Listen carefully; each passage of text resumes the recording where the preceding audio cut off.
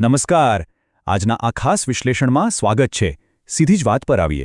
કલ્પના કરો કે આપણું લીવર એ માનવ શરીરનો એક અલ્ટિમેટ, અદ્ભુત અને પોતાની જાતને જાતે જ સાફ કરતું એક પાવરફુલ મશીન છે.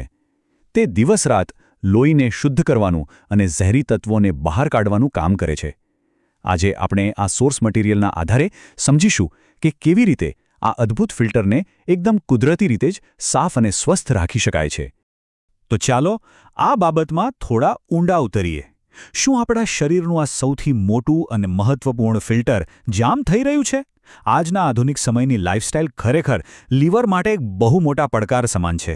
પ્રોસેસ્ડ ફૂડ, હવામાં રહેલું પ્રદૂષણ અને આધુનિક રસાયણો એક વિલન તરીકે કામ કરે છે.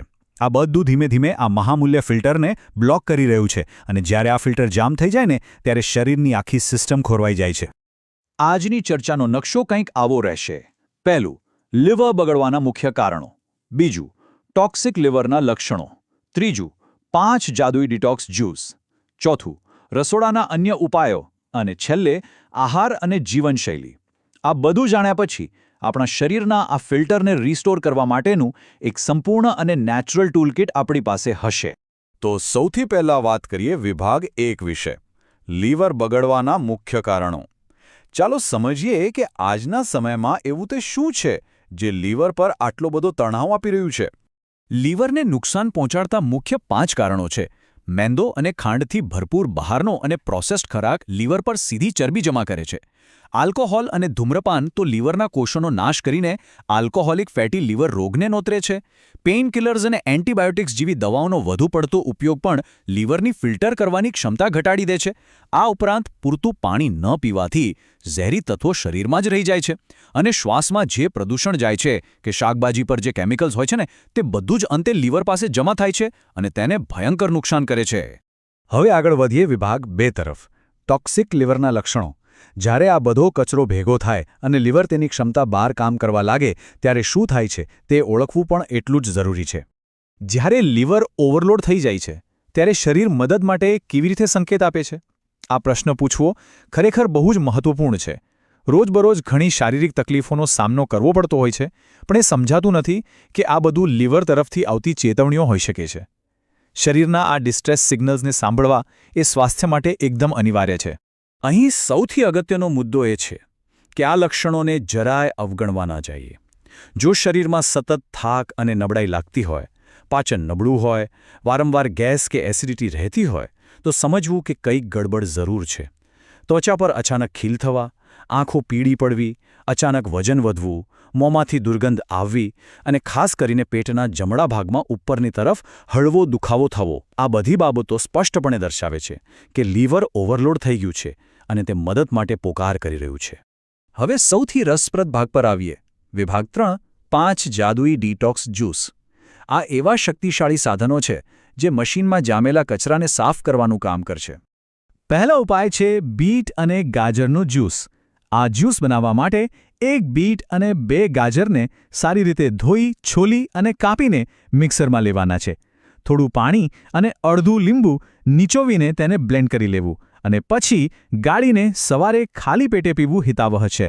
આ અદ્ભુત એટલા માટે છે કારણ કે બીટમાં બીટેઇન નામનું તત્વ હોય છે જે પિત્ત એટલે કે બાઇલ બનાવવામાં મદદ કરી લીવરના કોષોને ઉત્તેજિત કરે છે અને ગાજરમાં રહેલું બીટા કેરોટીન લીવરની કામ કરવાની ક્ષમતાને જબરજસ્ત રીતે વધારી દે છે.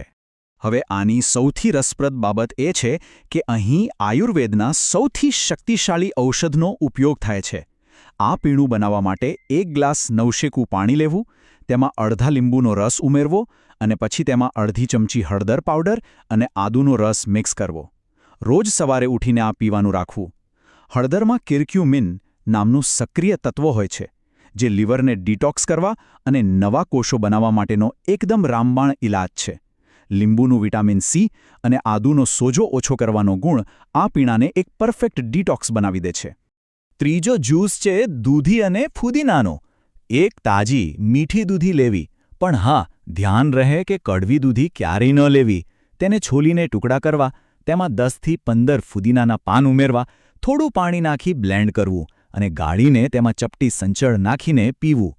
દૂધીની પ્રકૃતિ એકદમ ઠંડી હોય છે જે લીવરની ગરમીને શાંત કરે છે, જ્યારે ફુદીનો પાચનતંત્રને આરામ આપે છે અને લીવરની ફિલ્ટર કરવાની પ્રક્રિયાને એકદમ ઝડપી બનાવે છે. ચોથો જ્યુસ ખરેખર બહુ જ ખાસ છે. પાલક, સફરજન અને સેલેરીનો જ્યુસ. 1 કપ પાલક, બિયા કાઢેલું 1 સફરજન અને થોડી સેલેરી લેવી. આ બધું થોડા પાણી સાથે મિક્સરમાં બ્લેન્ડ કરવું. અહીં ખાસ નોંધવા જેવી વાત એ છે કે આ જ્યુસને ગાળ્યા વગર જ પીવાનો છે, જેથી ફાઇબર પૂરેપૂરું જળવાઈ રહે. સફરજનમાં રહેલું મેલિક એસિડ લીવરમાં જમા થયેલી ગંદકીને નરમ પાડે છે અને પછી પાલકમાં રહેલું ક્લોરોફિલ લોહીમાંથી એ કેમિકલ્સને શોષીને સીધું જ બહાર ફેંકી દે છે. છે ને એકદમ અદ્ભુત પ્રક્રિયા.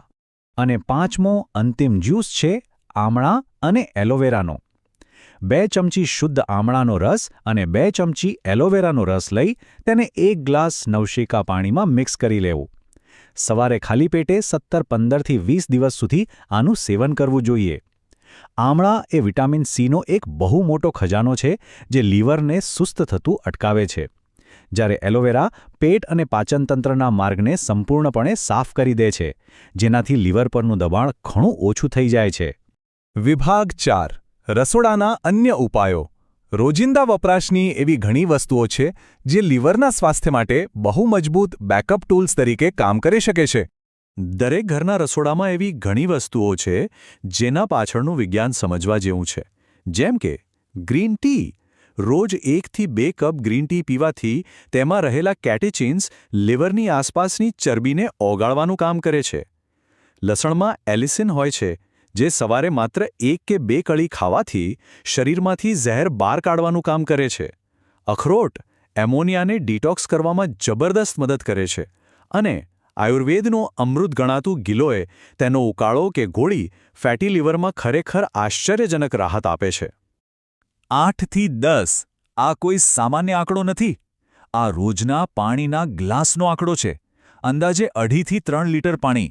શરીરના આ અલ્ટિમેટ ફિલ્ટરને સાફ રાખવા માટે આ પૃથ્વી પરનો સૌથી સહેલો અને સસ્તો ઉપાય છે. પૂરતું પાણી પીધા વિના ઝેરી તત્વોને બહાર કાઢવા બિલકુલ અશક્ય છે. હવે આવીએ છેલ્લા પડાવ પર. વિભાગ 5. આહાર અને જીવનશૈલી. માત્ર ડિટોક્સ જ્યુસ પી લેવાથી કશું નહીં થાય જો મૂળ પાયો જ નબળો હશે. રોજિંદી આદતોમાં બદલાવ લાવવો એ સૌથી મહત્વનું કદમ છે. અને આ બહુ જ સરસ રીતે દર્શાવે છે કે ખોરાકની બાબતમાં શું કરવું જોઈએ અને શું ન કરવું જોઈએ તેની વચ્ચેનો તફાવત બિલકુલ સ્પષ્ટ છે. એક તરફ એવા ખોરાક છે જે લીવરને હીલ કરે છે, જેમ કે તાજા ફળો, પાલક અને બ્રોકોલી જેવા લીલા શાકભાજી, ઓટ્સ અને બ્રાઉન રાઈસ જેવા ફાઇબરવાળા અનાજ અને ઓલિવ ઓઇલ. અને બીજી તરફ એ વિનાશક તત્વો છે જેનો બહિષ્કાર કરવો જ પડશે. ખાંડ, જંક ફૂડ, મેંદાવાળી વસ્તુઓ જેમ કે પિઝા કે બ્રેડ, રિફાઇન્ડ તેલ અને આલ્કોહોલ. આહારની સાથે શારીરિક હલનચલન પણ એટલું જ જરૂરી છે. રોજ સવારે કે સાંજે 30 થી 40 મિનિટ ચાલવાથી શરીરમાં લોહીનું પરિભ્રમણ જબરદસ્ત સુધરે છે. અને યોગાસનો જેમ કે કપાલભાતી, મંડુકાસન, ભુજંગાસન અને ધનુરાસન આ માત્ર કસરતો નથી હોતી. આ લીવર અને આંતરિક અંગો માટે એક ડાયરેક્ટ મસાજ છે જે તેમની કાર્યક્ષમતાને અનેક ગણી વધારી દે છે. અહીં વધુ એક અગત્યનો સમયગાળો છે. રાત્રે 10 થી 2 વાગ્યાનો સમય.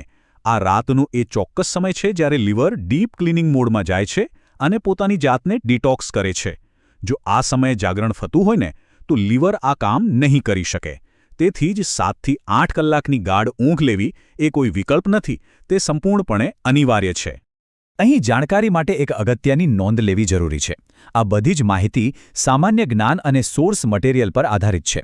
જો અગાઉથી જ લીવરને લગતી કોઈ ગંભીર બીમારી હોય, ગર્ભાવસ્થા હોય અથવા કોઈ ચોક્કસ દવાઓ ચાલુ હોય તો કોઈ પણ નવો ઉપાય શરૂ કરતા પહેલા ડૉક્ટરની સલાહ અચૂક લેવી જોઈએ. સાવધાની હંમેશા એક સારી બાબત છે. અને અંતે આ અદ્ભુત વિચાર સાથે વાત પૂરી કરીશું. આપણું લીવર એક અદ્ભુત સેલ્ફ ક્લિનિંગ મશીન છે.